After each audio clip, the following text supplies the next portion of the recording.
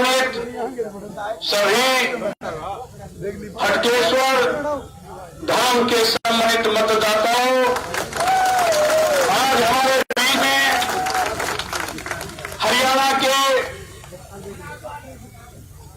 पूर्व मुख्यमंत्री एवं भविष्य के मुख्यमंत्री माननीय श्री चौधरी भूपेंद्र सिंह जी हुड्डा,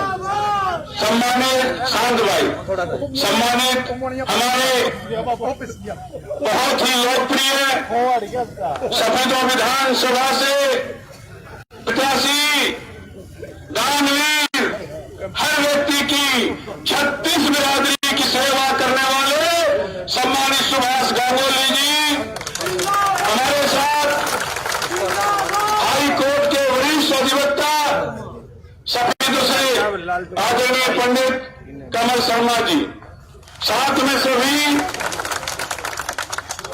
संदीप बोरा जी, हमारे नौजवान साथी। मैं केवल 2 बात कहना चाहता हूं। आपने 10 वर्ष का चौधरी साहब का पहले भी देखा है और आने वाला जो राज होगा तो हरियाणा का कल्याण और हरियाणा नंबर जिस तरह पहले नंबर 1 था, हर काम में, स्वास्थ्य में, शिक्षा में, रोजगार में, व्यापार में, कृषि में, खेती में, गरीब मजदूर का सबके जो खुशहाल थे, उसी तरह 5 साल का ये राज इतिहास बदल देगा हरियाणा का। मैं आपके बीच में कहना चाहता हूं, माननीय श्री भूपेंद्र हुड्डा जी जब हमारे मुख्यमंत्री बनेंगे तो 36 बिरादरी का विकास होगा। ये मैं हटकेश्वर धाम की धरती पर बोलना चाहता हूं। गरीब का, अमीर का, व्यापारी का, नौजवान का, सबको रोजगार मिलेगा। तो मैं पुनः आपसे अपील करता हूं, सुभाष गांगुली को रिकॉर्ड तोड़ मतों से जिता दो। मैं रिक्वेस्ट करूंगा माननीय मुख्यमंत्री जी से कि वह सुभाष को मंत्री बना देंगे। आपकी भी रिक्वेस्ट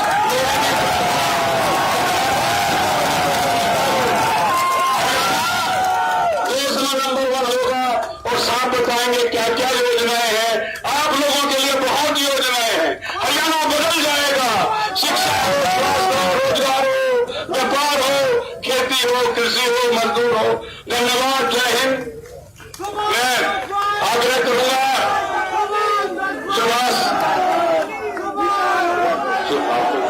सुभाष गांगुली जी से कि आप अपने अपील करेंगे और इस क्षेत्र के विकास के लिए आदरणीय चौधरी साहब से जो मांग करेंगे, मुख्यमंत्री बनते ही आपकी सारी मांगे मंजूर होंगी। ये मैं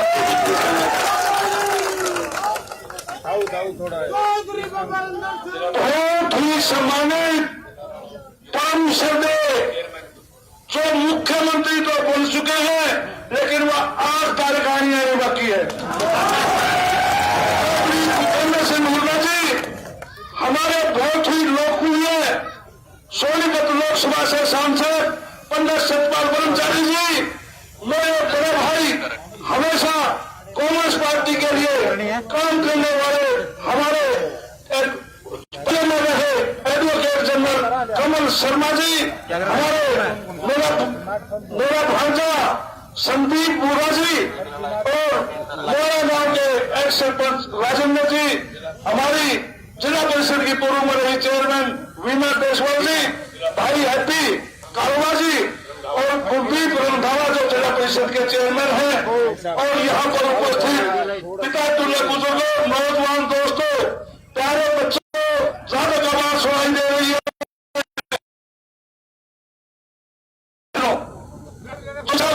इस सपीटों को इस भारतीय जनता पार्टी ने पिछले 10 साल में इस प्रकार से समझा है कि सपीटों जो सपीटों क्षेत्र है वो हरियाणा में ही नहीं है, क्योंकि मैं चिल्ला कर पिछले जो जितने भी विधानसभा के सेशन हुए हैं, जिन पानीपत रोड को 4 लाइन करवाने के लिए मैं एक भी सेशन नहीं छोड़ा, लेकिन इस सरकार के छू तक नहीं रहेंगी।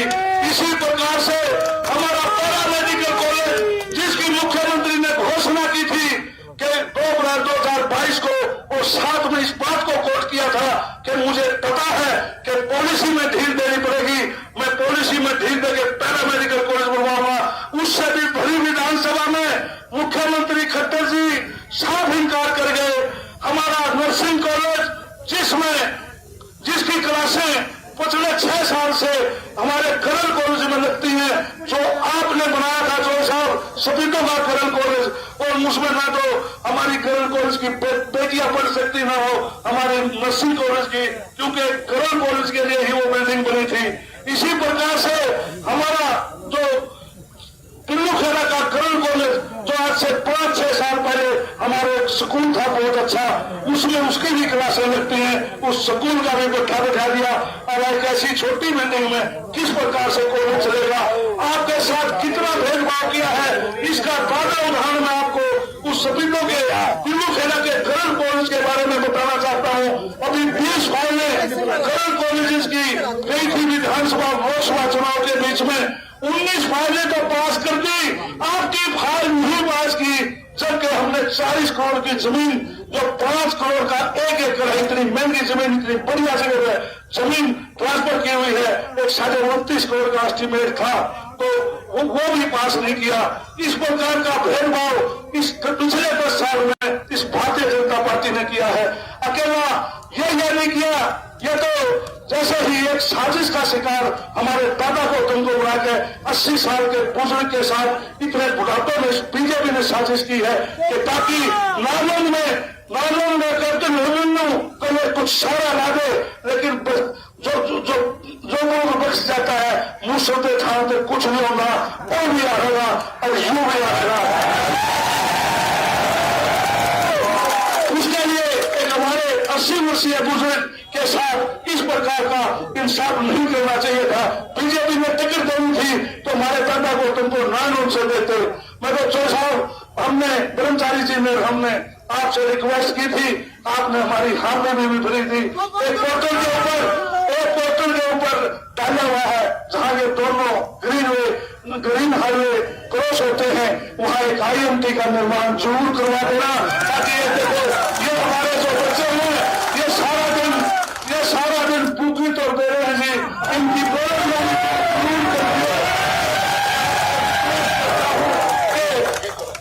तो हमारी IMT का निर्माण करवाना। और जो 10 साल में हमारे साथ बहुत बड़ी अनदेखी की है, सबसे पहले 6 महीने में तो वो काम हमारे कर देना, फिर रूटीन के काम फिर कर देना। भाइयों, चिंता करने की जरूरत नहीं है, काके की वही बैठा रखनिया, जो पूरा विकास होगा। आपने मान के लाऊं था, चाहे खोज कर लाऊं था, ये भी काम तो मैंने करवाए थोड़े बहुत, लेकिन विपक्ष होने के कारण और ये जो भारतीय जनता पार्टी की सरकार है, इसकी अनदेखी के कारण आपके कम काम कर पाया। लेकिन जैसा ही आपकी मनचाही सरकार आएगी तो आपके बूंदे काट देंगे। अब आपके सामने चौधरी भूपेंद्र सिंह हुड्डा जी, जो कि भावी मुख्यमंत्री हैं, आपको संबोधित करेंगे।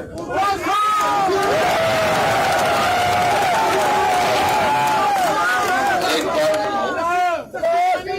निवेदन है कि 5 मिनट में बोलूंगा, ना तो नारे लाइयो बीच में, ना रोला करियो, ध्यान से सुनो बातें सुनने की। यहाँ से हमारे सांसद सतपाल ब्रह्मचारी जी और यहीं से हमारे विधायक व हमारी पार्टी के उम्मीदवार सुभाष गंगोली जी, कमल शर्मा जी हमारे मित्र, और सम्मानित मंच सभी साथियों जो नाम लिया गंगोली जी ने बताया, वह सफीदो हल्के में उपस्थित मेरे बुजुर्गों, नौजवान साथियों व मातृशक्ति प्यारे बच्चों, देखिए सतपाल जी ने बताया, अग्नेश्वर धाम में आकर, इस भूमि पर आकर हमारे को भी ऊर्जा मिलती है।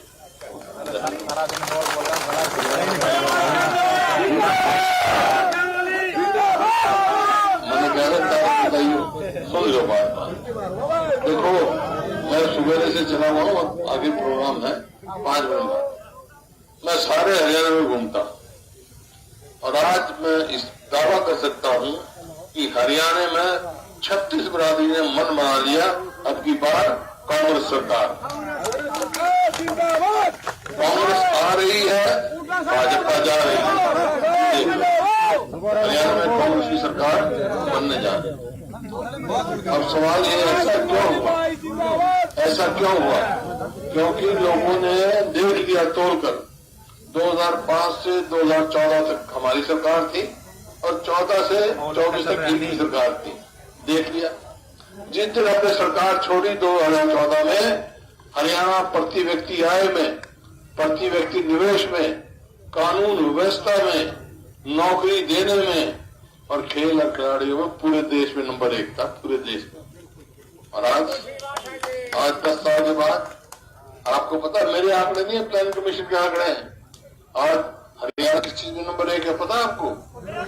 बेरोजगारी में, महंगाई में, अपराध बहुत ज्यादा है। और भाई नौकरी आपने देख लिया, 2 लाख सरकारी पद जो है, पक्के पद खाली है।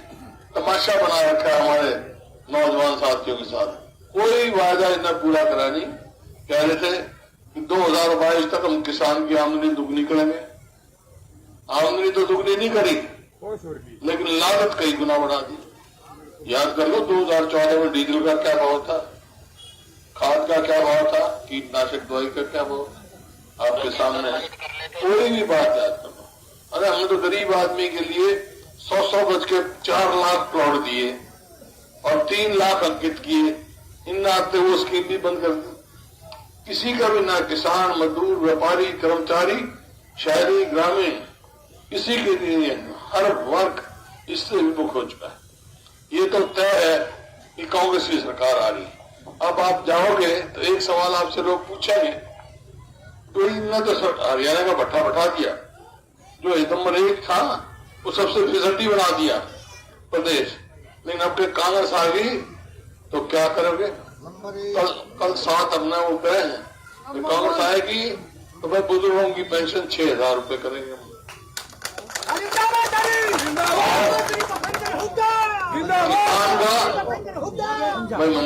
किसान को जो है MSP की कानूनी गारंटी देंगे ताकि किसान के साथ धोखा ना हो। और गैस का सिलेंडर 500 रुपए करेंगे और 300 यूनिट बिजली माफ करेंगे और 2 लाख पक्की नौकरी जो खाली छोड़ के अपने बच्चों को 2 लाख नौकरी देंगे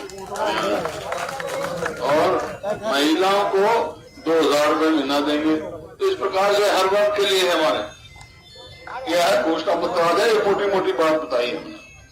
ये पर ये सब काम होंगे कब? होंगे जब हरियाणा में कांग्रेस की सरकार बनेगी, है ना। और कांग्रेस की सरकार कैसे बनेगी? कांग्रेस की सरकार जब बनेगी तब सुभाष गंगवार को ज्यादा वोटों से जिता के भेजेंगे।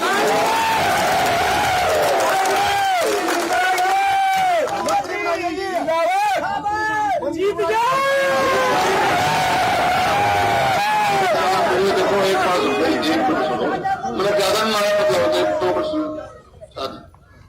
चुनाव 5 को नतीजा आएगा, 8 को नतीजा आएगा, 5 को चुनाव वोट डालोगे। एक बात कह के जा रहे हो, सारे हरियाणा में होंगे, सीधा मुकाबला कांग्रेस और बीजेपी का। वोट काटवा तो वोट देकर अपनी व्यर्थ न करना। वो एक वोट की कीमत है। 1 वोट से आदमी आ सकता है, कर सकता है, 1 MLA से सरकार बन सकती है, नहीं बन सकती।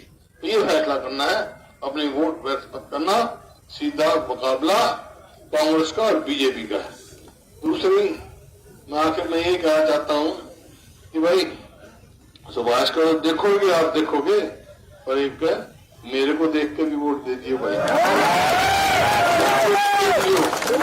देखोगे तो फिर एक काम तो ये बताओ, तो किसकी सरकार चाहते हो? कांग्रेस सरकार चाहो तो भाई एक काम एक काम जो है एक काम मैं कर दूंगा। क्या तुमने क्या करना है? सुभाष को भारी वोट से जिता के भेजना, भारी वोट। और मैं क्या करूंगा? मैं सारी सरकार बना दूंगा। उसकी बात मंजूर है? बहुत बहुत धन्यवाद।